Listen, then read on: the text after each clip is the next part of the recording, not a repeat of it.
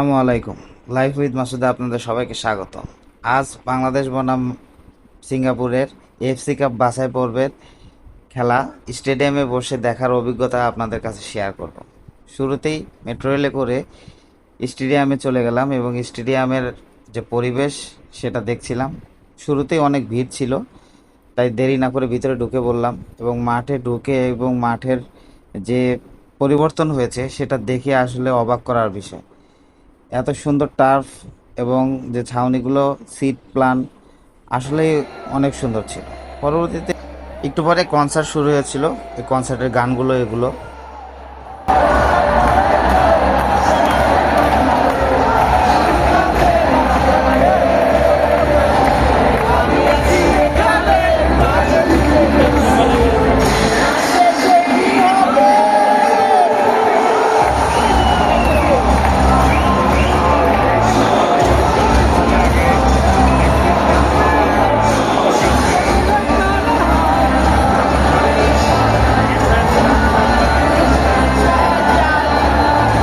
কনসার্টের পরেই আসলে প্লেয়াররা তাদের ওয়ার্ম আপ করতে মাঠে চলে আসে।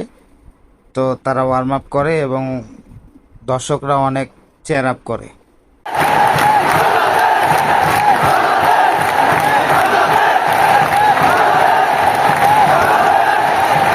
হামজা ভাই প্রতিটি কোনায় কোনায় এসে দর্শকদের সাথে আসলে এরকম উজ্জীবিত করার জন্য বলছিল। পরে এই যে টার্ফের পানি দেওয়ার সিস্টেমটা, এটাও আসলে অনেক ভালো লেগেছে। পরবর্তীতে প্লেয়াররা এখান দিয়ে আসে এবং এটাই ছিল আলট্রাসদের টিফো। জাতীয় সঙ্গীতের সময় সারা মাঠ কাঁধে কাঁধ মিলিয়ে একই সাথে জাতীয় সঙ্গীত গেয়েছে এবং খেলোয়াড়দের উজ্জীবিত করেছে। এই জিনিসটা আমার খুবই ভালো লেগেছে। খেলা শুরুর পরেই ফাহমিদুলকে ফাউল করে এবং সেখান থেকে একটা ফ্রি কিক পেয়ে যায়। ভাগ্য খারাপের জন্য গোলটা হলো না। তো যাই হোক, প্রথম হাফে আমরা 1-0 পিছিয়ে থাকার পরে এরকম খেলার বিরতিতে এরকম লেজার শো দেখানো হয়। নানান ধরনের লেজার এখানে প্রদর্শন করা হয়। পরবর্তীতে আসলে 2 গোলে পিছিয়ে পড়ার পরে বাংলাদেশ অনেক আক্রমণাত্মক খেলা খেলে, কিন্তু ভাগ্যের নির্মম পরিহাসে আসলে গোল পরিশোধ করা হয়ে ওঠে না। অনেক চেষ্টা চালিয়ে গেছে, কিন্তু কাঙ্ক্ষিত সেই গোলের দেখা আসলে বাংলাদেশ পায়নি। তো মাঠে অফিসিয়ালি 21,317 জন উপস্থিত ছিল, কিন্তু আনঅফিসিয়ালি আমার কাছে মনে হয়েছে প্রায় 30,000 প্লাস লোক এখানে উপস্থিত ছিল।